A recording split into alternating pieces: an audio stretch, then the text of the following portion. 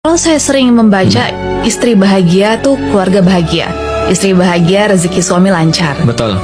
Apakah kebahagiaan istri itu yang paling penting dalam rumah tangga? Atau apa sih maksud kata-kata itu, Ustaz? Secara logika, di kehidupan kita sehari-hari, kalau kita harus memilih antara bapak kita yang bahagia atau ibu kita yang bahagia, tentu kita memilih ibu kita yang bahagia. Kenapa? Karena kalau bapak kita bahagia, cuma dia bahagia doang. Sebaliknya kalau dia lagi kesal, dia biasanya juga kesal sendirian. Tapi kalau ibu kita yang kesal, itu serumah harus ikut kesal juga. Setuju. Coba bayangin ya. Jadi kalau ibu saya lagi kesel misalnya ya, itu kita tidak boleh kelihatan bahagia gitu maksudnya. Kenapa? Karena kita harus ikut sebel juga. Karena dia lagi sebel. Contoh nih, ibu kita lagi sebel nih, kita lagi main game, udah langsung matiin aja tuh. Kenapa? Karena dia ke kita tuh pasti kita kena omel juga.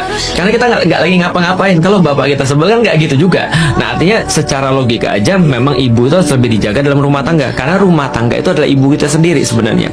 Jadi gampangnya gini, ada sebuah rumah tanpa bapak itu udah biasa. Tapi kalau sebuah rumah tanpa ibu itu bukan rumah tangga namanya. Makanya ibu itu yang menentukan rumah itu nilainya seperti apa. Maka membahagiakan istri sama dengan membahagiakan semuanya. Dan kalau istrinya susah, itu sama dengan menyusahkan semuanya. Itu betul. Makanya di dalam Islam, jangankan keluarga, kata ummah saja itu diintikan dengan kata artinya ibu. Artinya ummah ini kalau mau benar, ya harus ibu dulu yang benar.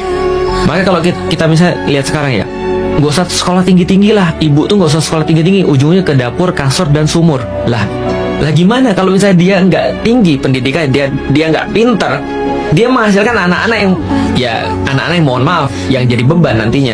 Nah, makanya kita perlu benar-benar untuk mendidik perempuan.